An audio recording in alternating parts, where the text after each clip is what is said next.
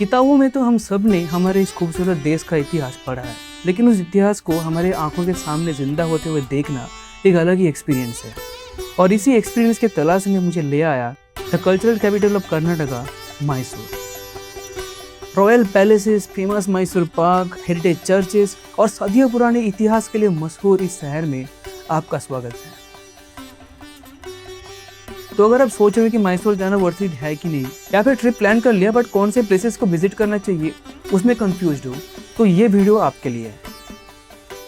मैसूर जाने के लिए हमने केसर बेंगलुरु स्टेशन से एक नॉर्मल एक्सप्रेस ट्रेन पकड़ लिया। अब बेंगलुरु से मैसूर जाने के लिए हर 1-2 घंटे में आपको ट्रेन मिल जाता है, इसलिए हम लोग जनरल का टिकट लेके शाम के 6:30 बजे वाला ट्रेन पकड़ लिया और करीब 9 बजे तक हम लोग मैसूर पहुंच गए। अब ये ट्रिप भी पूरा अनप्लान्ड था, तो हमने पहले से कोई होटल बुक नहीं किया था, इसलिए हम लोग मैसूर स्टेशन से बाहर आके ही गूगल मैप्स पे एक नियर बाई होटल ढूंढ के हमने वहाँ पे स्टे करने का डिसाइड किया, क्योंकि एक रात के स्टे के लिए परफेक्ट था। फिर हम लोग रात के खाना खा के सो गए अगले दिन के ट्रिप के लिए। अगली सुबह हमारा सबसे पहला स्टॉप था गुरु स्वीट्स मार्ट, जहाँ पर मिलता है मैसूर का फेमस स्वीट मैसूर पाक। इस फेमस स्वीट की कहानी शुरू होती है मैसूर के महाराजा नालवाड़ी कृष्णराजा वादियर 4 से।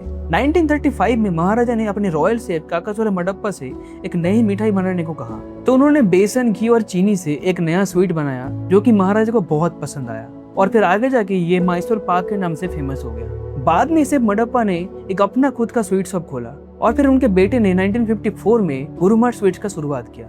आज भी यहाँ पर वही रॉयल रेसिपी के साथ मैसूर पाक बनाया जाता है और इसीलिए यहाँ पे हर दिन बहुत सारे लोग आते हैं इस स्वीट को टेस्ट करने के लिए। और ऑनेस्टली एक बाइट खाते मुझे समझ गया कि ये स्वीट इतना फेमस क्यों है।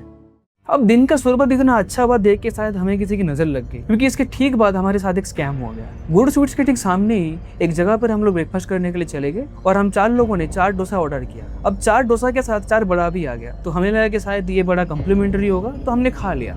अब जब बिल पेमेंट करने का टाइम हो गया तब पता चला कि 4 बड़ा का अलग से बिल लगा है एंड वो भी हर एक बड़ा का 40 रुपए। अब शॉप वाले के साथ थोड़ा आर्गुमेंट हुआ बट फिर हम लोग पैसा देके चले गए। तो अगर आप मैसूर जा रहे हो तो भाई यहाँ पे तो खाने मत जाना, स्कैम हो जाएगा आपके साथ। फिर हम उसी एक्सपीरियंस को वहीं पे छोड़ के निकल पड़े अगले डेस्टिनेशन की तरफ, जो है मैसूर का famous Saint फिलोमिनास church.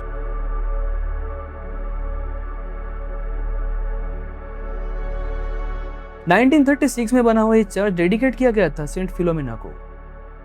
Beautiful new Gothic architecture, 175 feet ऊंची ट्विन टावर्स और कलरफुल स्टेन्ड ग्लास विंडोज से बना हुआ ये चर्च इंडिया का सबसे ब्यूटीफुल चर्चेस में से एक माना जाता है। अब चर्च का पीसफुल माहौल एंजॉय करने के बाद हम लोग निकल पड़े एक ऐसी जगह जो हर एक ट्रेन लवर को बहुत पसंद आएगा, और ये जगह है मैसूर का रेल म्यूजियम।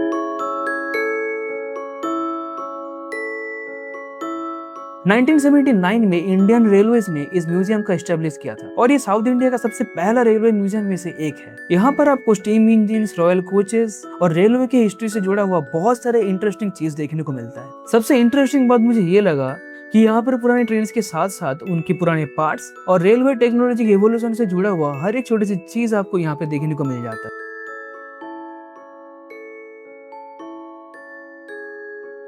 तो अगर आपको ट्रेन या फिर इंजीनियरिंग में थोड़ा बहुत इंटरेस्ट है तो ये जगह तो आपके लिए बहुत परफेक्ट है।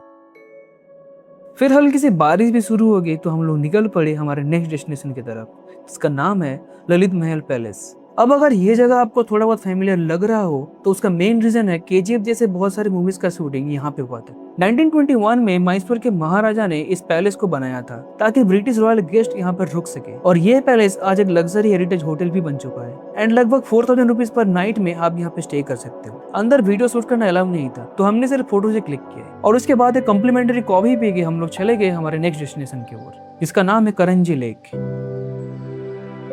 लगभग 90 एकड़ में फैला हुआ इस लेक के आसपास आज आपको एक बहुत ही सुंदर पार्क और एक बर्ड सेंचुरी देखने को मिल जाएगा, जहाँ पर हमें बहुत सारे खूबसूरत बर्ड्स देखने को मिले। पर सबसे एक्साइटिंग मोमेंट हमारे लिए तब था जब एक पीकॉक हमारे बहुत ही पास आ गया था, और इतने सारे पीकॉक्स को एक साथ देखना एक अलग ही एक्सपीरियंस था। थोड़ी देर हमने वहाँ पे नेचर को एंजॉय किया और फिर हम लोग चले गए बोटिंग करने। लेक के बीच से आसपास का व्यू और भी सुंदर लग रहा था, जो कि सिटी से थोड़ा ब्रेक लेने के लिए बहुत परफेक्ट है।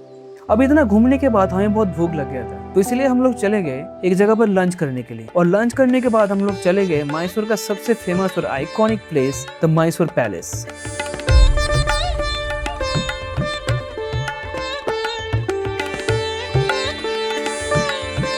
ये पैलेस पहले वादिया रॉयल फैमिली का ऑफिशियल रेसिडेंस हुआ करता था और आज भी ये पैलेस उन्हीं की प्रॉपर्टी है। लेकिन पैलेस का सबसे ज्यादा हिस्सा पब्लिक के लिए ओपन है और ये एक म्यूजियम की तरह भी मेंटेन किया जाता है। पैलेस के अंदर आपको royal Durbar hills, beautiful paintings, stained glass ceilings और बहुत ही डिटेल्ड आर्किटेक्चर देखने को मिलता है। इसी रॉयल ब्यूटी को सामने से देखने के लिए हर साल यहाँ पे लाखों टूरिस्ट आते हैं। प्रो टिप, अगर आप यहाँ पे जा रहे हो तो थोड़ा कैश कैरी कर लो, क्योंकि जो कैश वाला टिकट काउंटर है वो बहुत ही फास्ट है compare to the online ticket counter. इस जगह का सनसेट बहुत ही खूबसूरत है और शाम के 7 बजे आपको यहाँ पर देखने को मिलता है पैलेस का famous light and sound show. लगभग 1 लाख बल्ब से रोशन किया हुआ इस पैलेस का light and sound show her Sunday और पब्लिक हॉलिडेज के शाम को आपको फ्री में देखने को मिल जाता है। और जैसे ही सारे लाइट्स एक साथ ऑन हुई तो पूरा पैलेस एकदम गोल्डन ग्लो में चमक उठा।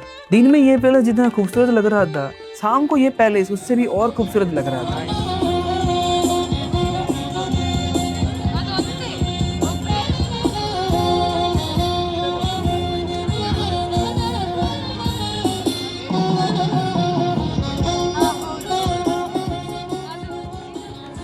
एंड हमारी इस मैसूर ट्रिप के लिए ये लाइट शो एक परफेक्ट एंडिंग था। लाइट शो खत्म होते ही हम लोग होटल वापस आ गए और अपना लगेज उठा के हम लोग चले गए स्टेशन की ओर। फिर हम लोग एक और ट्रेन पकड़ के 2.5 घंटे में बैंगलोर वापस आ गए। तो बस ये था हमारा एक दिन का मैसूर आइटिनरी। तो अगर आपको वीडियो पसंद आया तो please like, comment, share and subscribe and I will see you on the next unplanned trip. तब तक के लिए बाय बाय।